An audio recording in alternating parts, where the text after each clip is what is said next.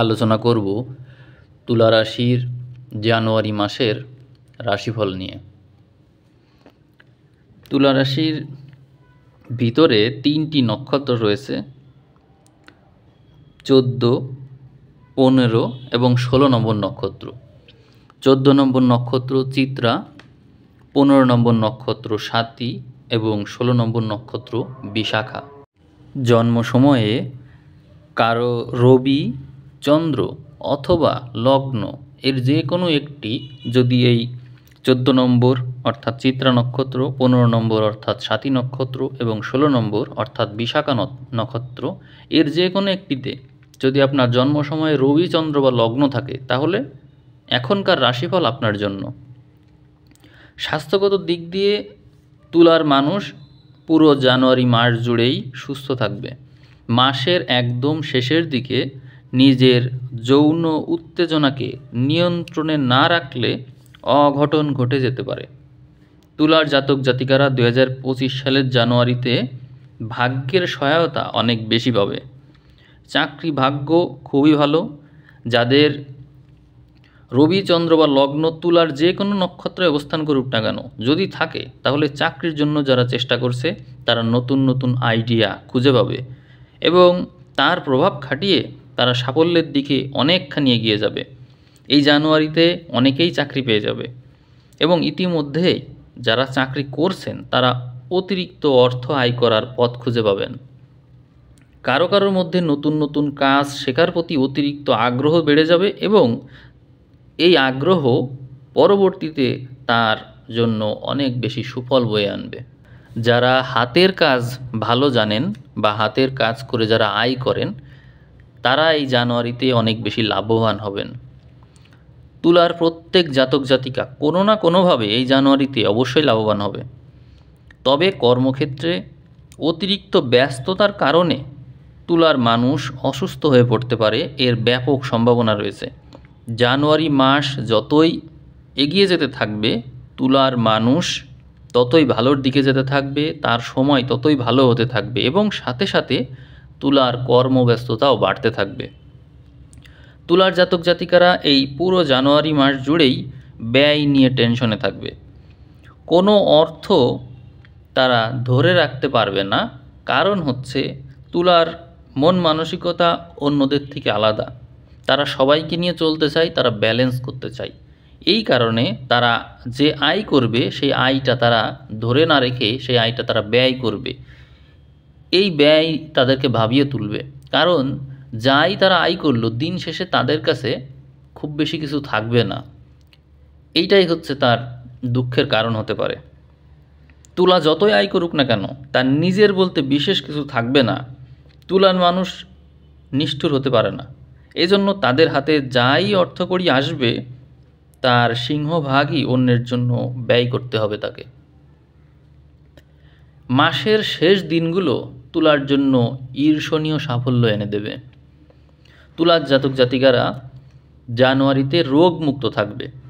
যারা ওষুধ সেবন করছেন তারা দ্রুত আরোগ্য লাভ করবেন। যারা প্রাণায়াম, যোগব্যায়াম করেন তারাও রোগমুক্ত থাকবেন। তবে তুলার কোনো জাতক জাতিকারা বুকের ব্যথায় সামান্য কষ্ট হলেও পেতে পারেন, এই সম্ভাবনা কিন্তু রয়েইছে। যারা গোমুখাসন করবেন তারা এই সমস্যা থেকে মুক্ত হয়ে যাবেন, এই জন্য আমি গোমুখাসন করার পরামর্শ দিচ্ছি। কর্মক্ষেত্রে নিজ বুদ্ধি বলে তুলার অনেক সাফল্য আসবে এবং ব্যস্ততার কারণে খাবার গ্রহণ ও ঘুমের ক্ষেত্রে বিঘ্ন ঘটলে তুলার অসুস্থ হয়ে পড়ার সম্ভাবনা প্রবল থাকবে।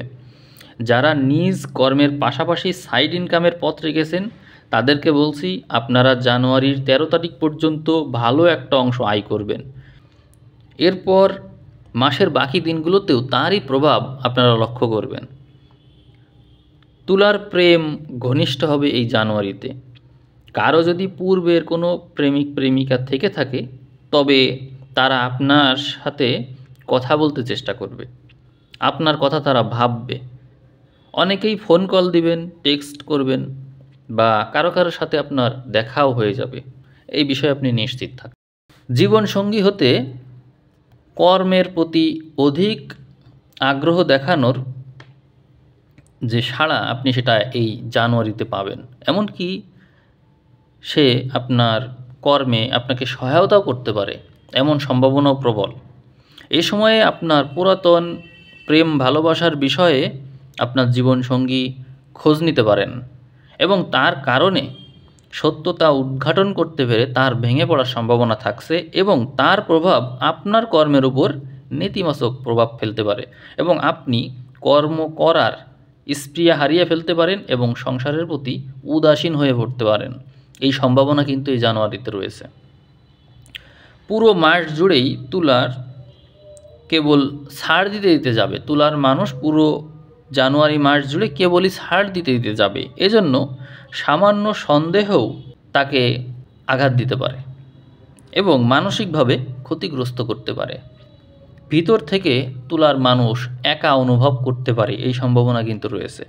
জানুয়ারির মাঝামাঝি থেকে তুলা নিজের ভিতরে নিজেই জ্বলতে থাকবে, তার মধ্যে সংগ্রামী চেতনা জন্ম নেবে, তার ভাষায় তার প্রভাব লক্ষ্যও করা যাবে।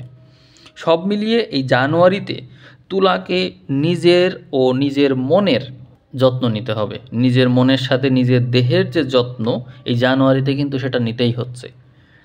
আয়, কর্ম, ব্যবসা, চাকরি কোনো জায়গাতেই তুলা আটকে থাকবে না, সব জায়গায় সে সাফল্য লাভ করবে।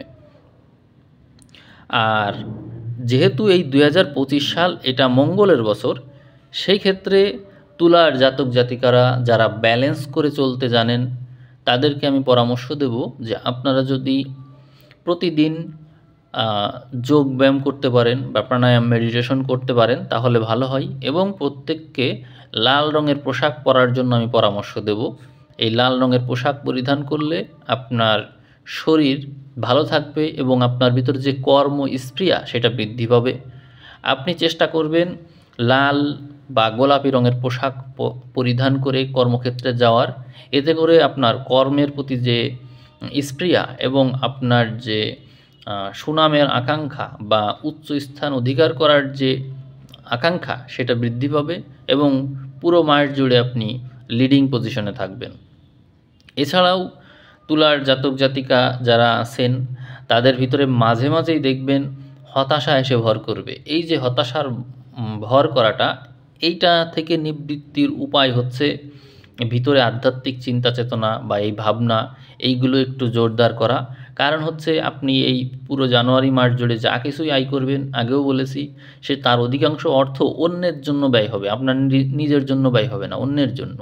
সেইটার যে একটা প্রভাব, হয়তো সেই প্রভাবটা আপনার উপর নেতিবাচক প্রভাবও ফেলতে পারে, অনেক ক্ষেত্রে আপনার ভিতরে হতাশা এনে দিতে পারে। সেই ক্ষেত্রে আমি বলবো যে আপনি মনে রাখবেন যে আমরা কেবল নিজের জন্য বাঁচি না, আমরা যা আয় করি তার ভিতরে অন্যদের আয়ও থাকে, যারা আমাদের উপর নির্ভরশীল থাকে। সেই আয়টা রিজিক বলে যে বিষয়টা আছে আর কি, তো অন্যদের আয় হয়তো আপনার ভিতর দিয়েই আসছে তাদের কাছে। এই জন্য আপনার মনে হতে পারে যে আমি অর্থটা আমি আয় করে দিলাম, বিষয়টা এমন না। তাদের আয় আপনার মাধ্যমে আসলো, যেহেতু তারা আপনার উপর নির্ভরশীল আছে, এই কারণে তাদের খাবারের সংস্থানটা আপনার মাধ্যমে হচ্ছে।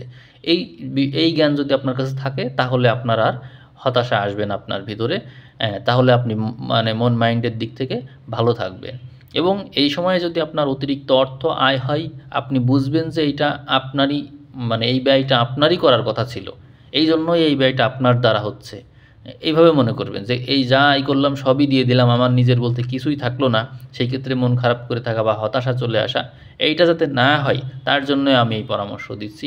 তো আমি সামনে ফেব্রুয়ারি মাসের রাশিফল আর দেবো কি না বা বিস্তর আলোচনা করবো কিনা সেই বিষয়ে অবশ্যই কথা বলবেন। ধন্যবাদ।